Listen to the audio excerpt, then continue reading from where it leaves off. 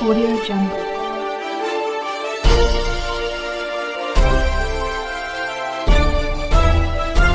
Audio Jungle. आप देख रहे हैं CRS न्यूज सच के साथ। भदोही से संवाददाता विजय दुबे की खास रिपोर्ट।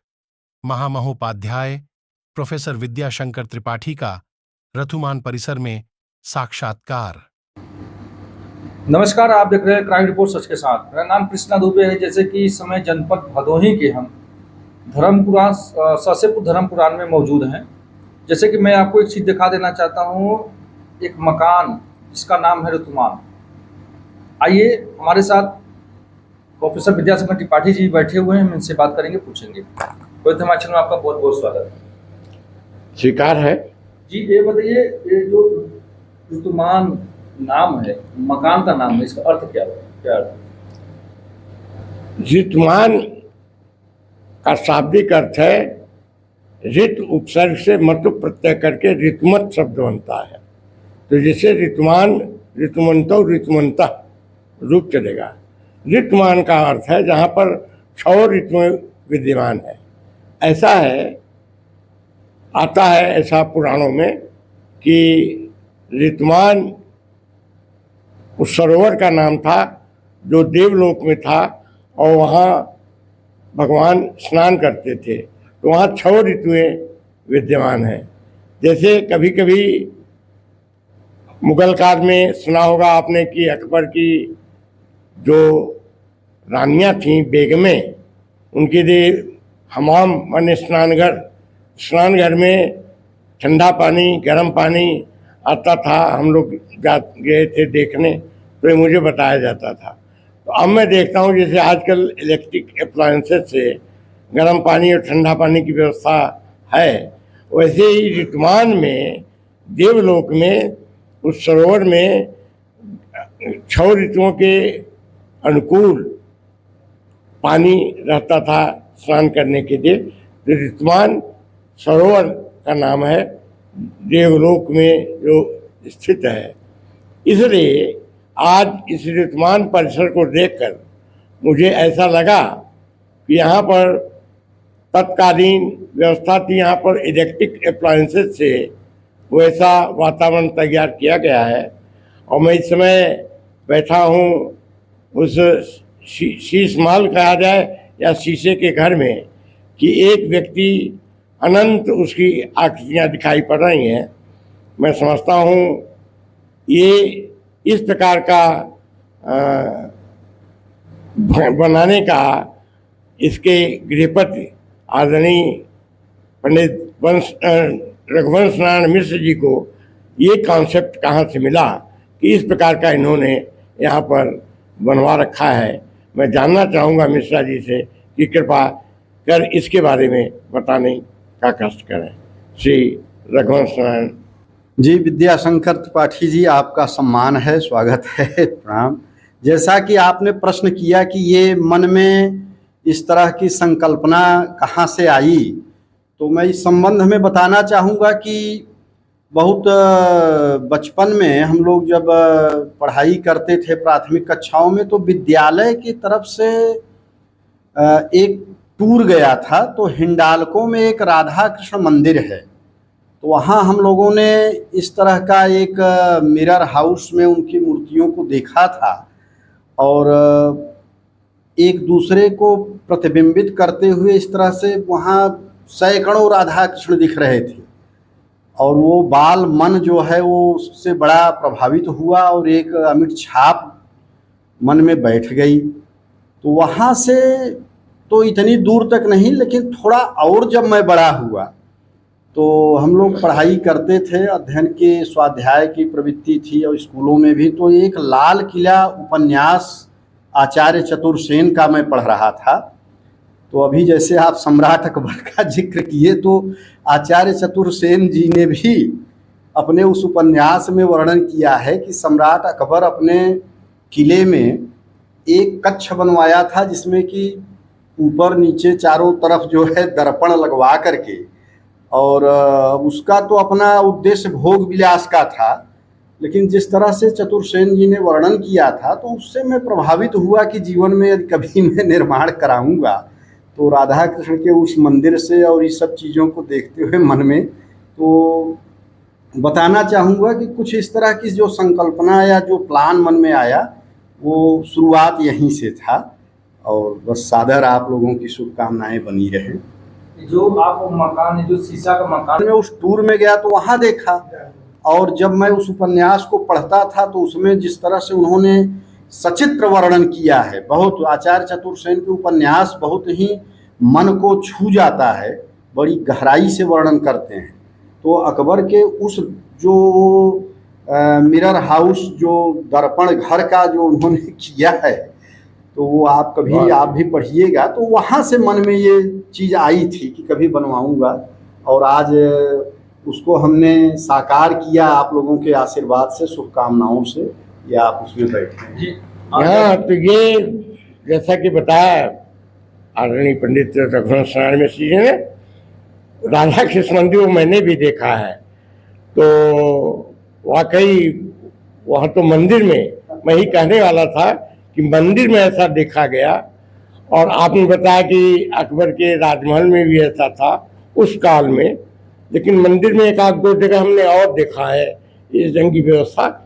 तो बड़ी प्रसन्नता हुई कि बाल्यकाल में जिस चीज़ को देखकर आपने सोचा कि कभी मौका मिलेगा, तो ऐसा मैं तो इस घर में इस प्रकार का ऋतुमान में इस प्रकार की व्यवस्था आपने दी, ये बड़े ही हर्ष का विषय है और बड़ी ही संतोष का विषय है। और आज वहीं पर कृष्णा जी हम लोगों से पूछ रहे हैं और उसी मिरर हाउस में दर्पण घर में बैठ करके हम आपको ये उत्तर दे रहे हैं। ये बहुत अच्छा बात है। कैसा लगा आपको? बहुत अच्छा लगा। एक मतलब चारों तल पर घूम करके हमने देखा कि बड़े ही सिस्टमेटिक और बड़े ही वैज्ञानिक तरीके से नपा तुला सब कुछ यहाँ पर इस ढंग की व्यवस्था। तो बड़ी प्रसन्नता हुई कि बाल्यकाल में जिस चीज़ को देखकर आपने सोचा कि कभी मौका मिलेगा, तो ऐसा मैं तो इस घर में इस प्रकार का ऋतुमान में इस प्रकार की व्यवस्था आपने दी, ये बड़े ही हर्ष का विषय है और बड़ी ही संतोष का विषय है।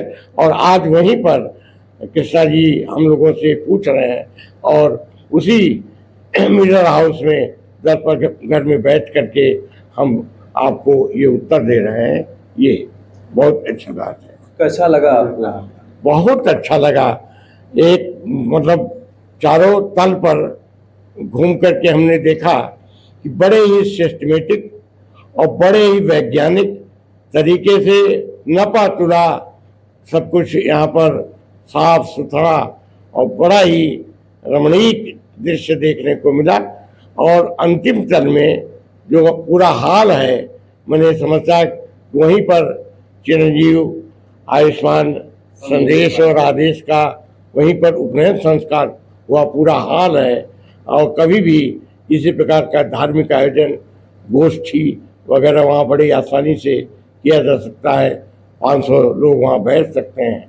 इस ढंग की व्यवस्था देख करके बड़ा मन प्रमुदित हुआ कि परिवार के लोग अपने विभिन्न मतलब अपने कक्षों में रहते हुए एक ऊपर हॉल में जाकर के इस प्रकार की गोष्ठियों का, धार्मिक आयोजनों का और इस मतलब सत्संग का आनंद ले सकते हैं इस घर में, ऋतुमान में। ये बड़ी प्रसन्नता की बात हुई। एक छत के नीचे ही रहना, भोजन करना और इसके बाद धार्मिक और अन्य सामाजिक सांस्कृतिक गोष्ठियों के आयोजन के लिए मकान की छत पर ही इस प्रकार की व्यवस्था बड़ा ही सुंदर लगा और बड़ा ही मुझे आकर्षक लगा और बड़ा ही मैं संतुष्ट हूँ इस प्रकार के निर्माण है।